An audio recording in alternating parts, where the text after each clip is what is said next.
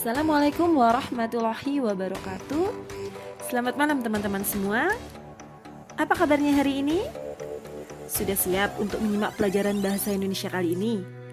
Pastikan kalian sudah menyiapkan buku dan alat tulisnya. Dan jangan lupa berdoa dulu ya sebelum kita memulai belajar.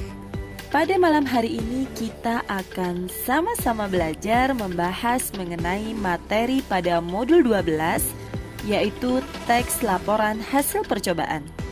Teks laporan hasil percobaan ini merupakan materi kelas 9 untuk pendidikan kesetaraan paket B.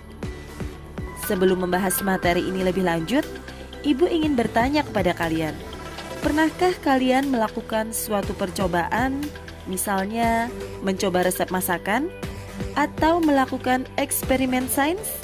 Nah, langkah, hasil, dan kesimpulan dari percobaan yang kalian buat itu akan kalian tuangkan dalam bentuk laporan yang disebut dengan teks laporan hasil percobaan. Apa itu teks laporan hasil percobaan? Teks laporan hasil percobaan adalah teks yang menceritakan tentang percobaan yang dilakukan oleh penulis atau orang yang melakukan percobaan.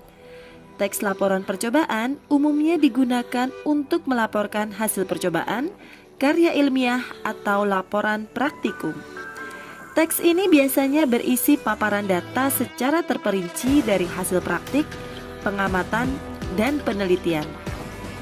Tujuan dari teks laporan hasil percobaan adalah untuk memberikan informasi kepada pembaca tentang hasil percobaan yang telah dibuat. Apa sajakah ciri-ciri dari teks laporan hasil percobaan?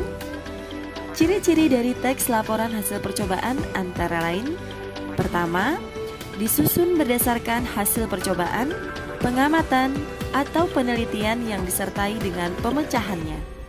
Ciri yang kedua, pembahasan masalah teks laporan hasil percobaan dikemukakan secara objektif sesuai dengan realita atau fakta dan kebenarannya dapat diuji.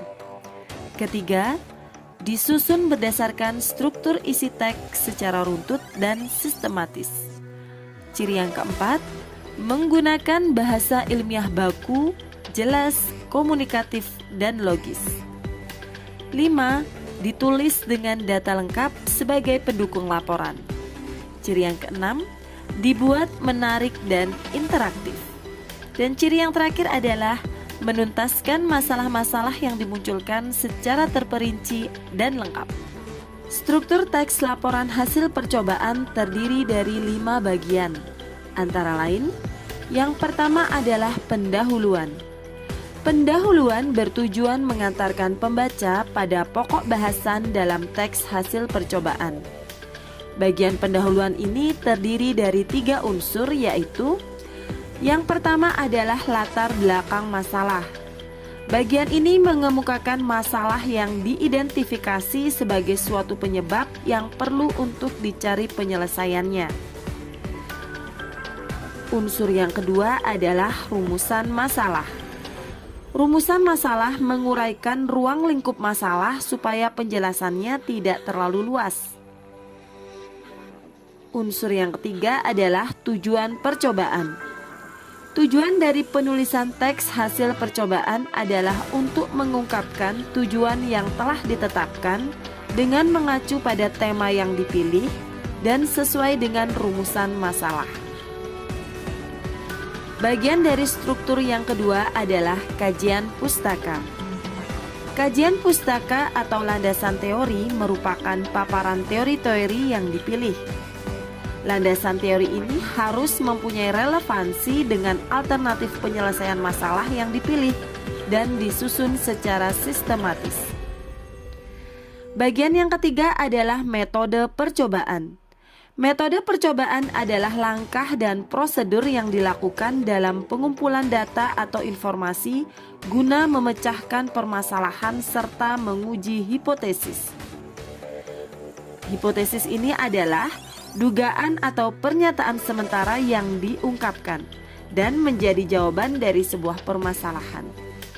Bagian yang keempat adalah paparan data hasil percobaan. Paparan data dan hasil percobaan adalah hasil yang ditemukan dan terjadi dalam percobaan. Data yang telah diperoleh disusun sebagai laporan percobaan secara ringkas dan sistematis. Bagian yang kelima adalah kesimpulan.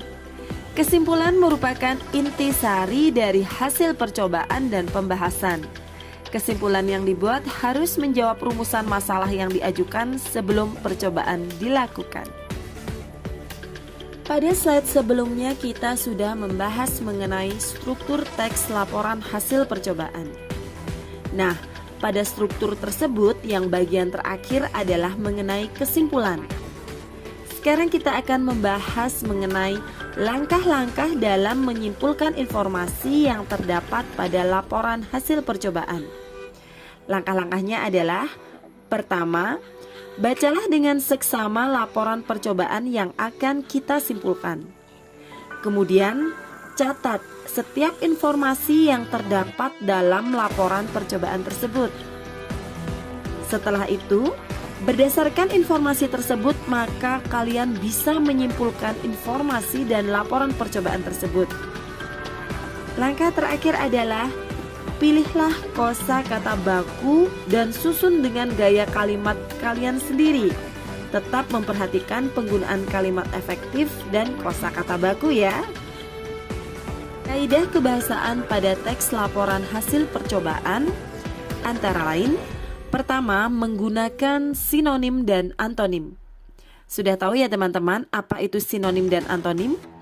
Ya, sinonim adalah persamaan kata, sedangkan antonim adalah lawan kata. Pada teks laporan percobaan biasanya terdapat kata yang bersinonim atau bahkan yang berantonim. Biasanya kata-kata ini terdapat pada bagian langkah-langkah percobaan. Yang kedua, menggunakan kata bilangan. Pada teks laporan hasil percobaan akan ditemukan kata bilangan yang menunjukkan jumlah bahan yang digunakan dalam percobaan. Contohnya, 4 buah, 2 tetes, 5 lembar, dan lainnya. Yang ketiga, menggunakan kata hubung.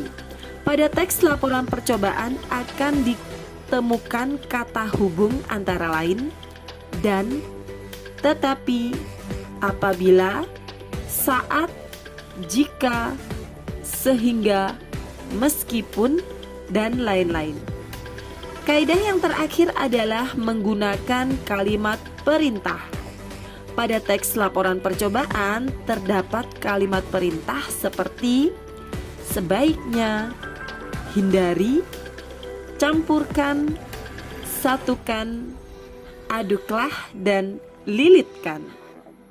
Sekarang kita akan membahas mengenai langkah-langkah menulis teks laporan hasil percobaan. Ada 3 langkah dalam menulis teks laporan hasil percobaan. Langkah pertama dalam membuat teks laporan percobaan ialah terlebih dahulu dengan cara membuat struktur teks laporan percobaan. Langkah ini bisa dimulai dari menulis judul, kemudian tujuan percobaan, kemudian landasan teori, kemudian alat serta bahan yang dipakai, dan terakhir adalah langkah-langkah percobaan.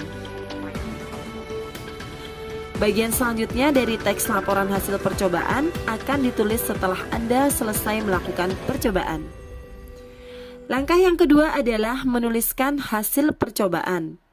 Dalam menuliskan hasil percobaan, kalian tidak harus menggunakan kata-kata. Kalian dapat menuliskan dalam bentuk grafik, tabel, bahan, bagan maksud ibu, atau gambar agar pembaca lebih mudah dalam memahami hasilnya. Setelah semuanya selesai, selanjutnya tulislah kesimpulan dari hasil percobaan yang telah dilakukan. Kemudian langkah yang terakhir adalah mengembangkan kerangka jadi sebuah teks. Setelah menyelesaikan kerangka tersebut, lalu kembangkanlah jadi sebuah teks. Jangan lupa untuk memperhatikan kaidah dari kebahasaan yang dipakai supaya teks percobaan ini mudah dipahami oleh pembaca. Langkah dalam mengembangkan kerangka menjadi sebuah teks dapat dilakukan dengan cara: pertama, judul percobaan. Tuliskan judul dari percobaan yang dilakukan. Bisa diawali dengan huruf kapital tiap awal kata dan judulnya diletakkan pada tengah baris. Yang kedua, tujuan percobaan. Tuliskan tujuan percobaan yang dilakukan. Apabila ada beberapa tujuan, maka bisa ditulis semua.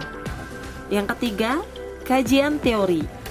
Tuliskan landasan teori yang mendasari percobaan yang kalian lakukan dengan cara mencari pada sumber belajar atau buku-buku pelajaran, atau bisa juga melalui akses di internet. Yang keempat adalah alat dan bahan. Tuliskan alat-alat yang memang benar-benar kalian gunakan pada saat percobaan. Bahan juga yang benar-benar digunakan juga ditulis sesuai dengan apa yang digunakan pada saat percobaan. Yang kelima, menuliskan prosedur atau cara kerja. Sampaikan cara kerja dengan kalimat yang aktif ya teman-teman, bukan dengan kalimat perintah. Buatlah kalimat perintah menjadi kalimat aktif sehingga menceritakan apa yang telah dilakukan saat percobaan.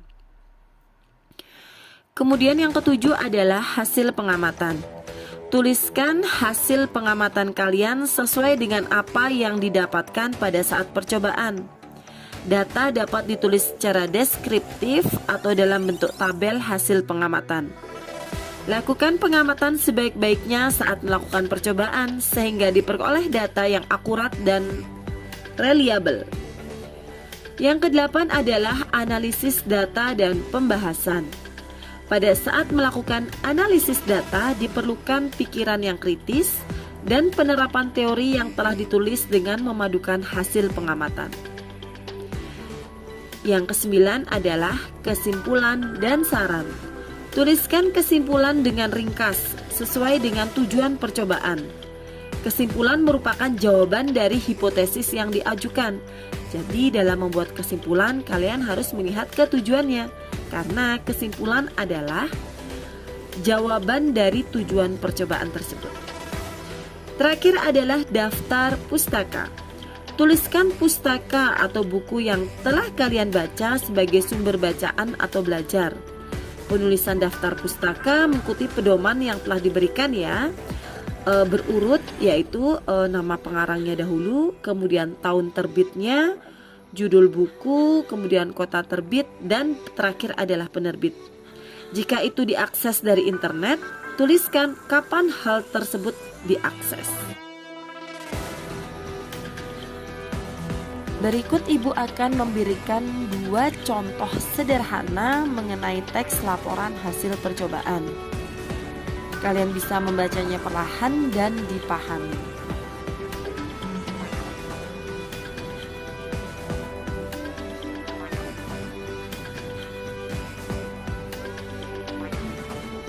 Berikut adalah contoh yang kedua.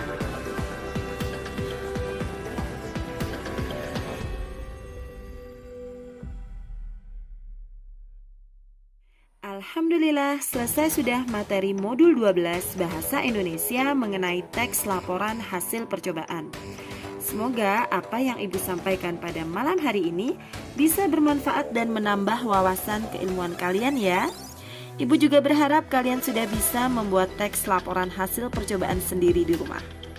Ibu mohon maaf apabila selama menyampaikan materi terdapat kata-kata yang kurang berkenan untuk kalian.